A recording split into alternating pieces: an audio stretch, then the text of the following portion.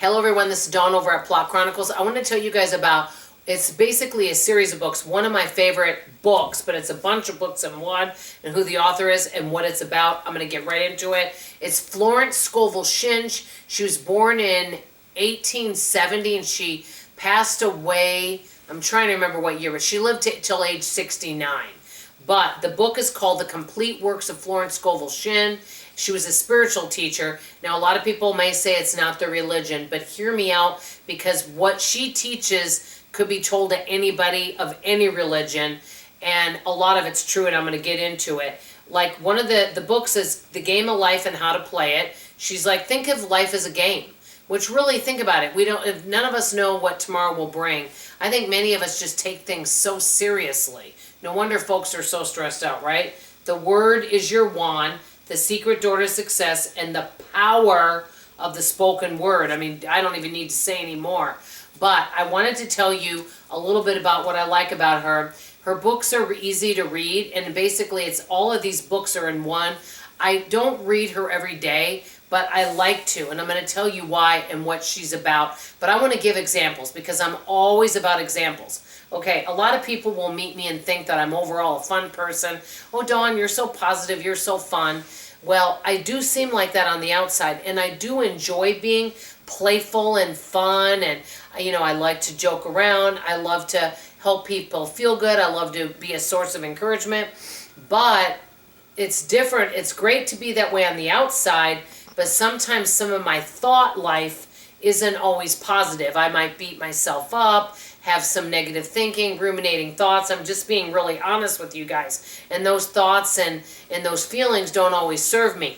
But many times they say when we have those feelings, hey, you got to tell yourself, you know what? You're not your thoughts and those feelings, and they're not true a lot of times. But what Florence Scovel Shinn is about is she's all about positive thinking and about how powerful the words are that we speak.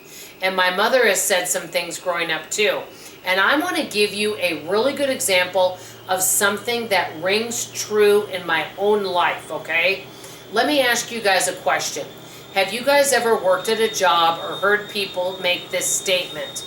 And they say something like, oh gosh, everybody at the office is sick. I feel I'm coming down with something. Or, if everyone else is sick, I know I'm going to catch it too. I feel I'm coming down with something.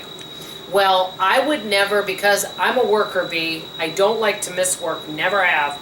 I would always say things like, you know what, I feel good, I have a lot of energy. Yeah, you know what, as long as I get my proper rest, I'm going to be healthy, I'm not going to catch anything, I'm going to be fine, I feel good. Well, you know what's interesting? I never caught anything, I never got sick. It's powerful. When you say, oh, I feel I'm coming down with something, you actually, I believe, start attracting illness into your life. Now, I'm not trying to say that if you walk around all the time and, that everything that you speak is true. So if you say, you know what, I'm becoming skinnier by the day, and you're shoveling all sorts of food in your mouth, or yeah, I'm making, I have lots and lots of money and so much abundance coming my way, and you're blowing your money before paying your bills. I'm not saying any of that stuff is true, but she was a big believer that we attract things in our life. And an idea that I want to give that my mother said, you guys have heard this statement, you're like the 5 people you hang around with. And it is so true. My mother used to say to me when I was young, she would say, Dawn, be careful who you surround yourself with. She said you could have a group of friends, and she said I've seen this even back when I was young.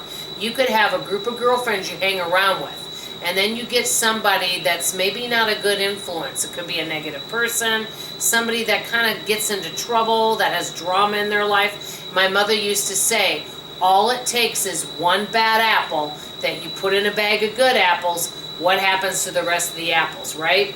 And so that's kind of what this book reminds me of, is really, what are the thoughts you're thinking? What are the words you're speaking out loud? And basically following a hunch, all of that type of thing. And I want to give you one idea in the book here.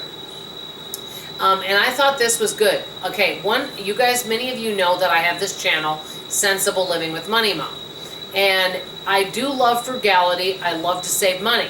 My only issue with frugality is I think sometimes you can end up in a situation where you become poverty consciousness, where all you do is cut, cut, cut, cut, cut, okay? And then you know, I've heard people say things like, what? You spent money on that? That's a waste of money. But maybe to that person, whatever it is, maybe it's a vacation or a new outfit, maybe to that person it was worth the money, you know? And so that's the downside of frugality sometimes, is people take it so far that it's, you know, they're not being wise stewards. It's just all about cutting everything, which becomes demoralizing, if that makes sense. And there was a story in this book. I know I'm going to go over 5 minutes, but I got to tell you the story. This guy, I think, and if I remember correctly, I think he didn't have a job or whatever, but he knew an opportunity was coming. He wanted to spend some money on a nice suit. And at first, you know, I think him and his wife were thinking, oh, they shouldn't spend the money on that.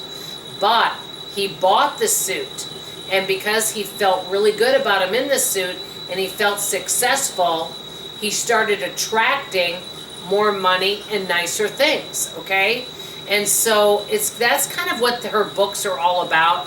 Positive thinking, how we speak to others, how we speak to ourselves. Like, one big thing in the book that she's big on is not harboring resentment or unforgiveness to others, wishing them well, because if we harbor unforgiveness and resentment towards other people that maybe have done us wrong, we're blocking blessings from ourselves, and I'm a big believer in that too.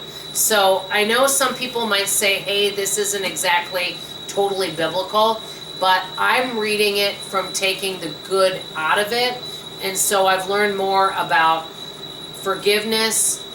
What am I speaking? What am I thinking? Who am I hanging around with? And that's something right now. I will end with saying this. I really feel like in my life I kind of need to protect who I'm talking to, who I'm hanging around with, because I'm not saying everyone has to be positive every second, but when you're around people that are very fear-based and they're always worried about what's going to happen in the world, the what if this happens, okay? I cannot hang around folks like that.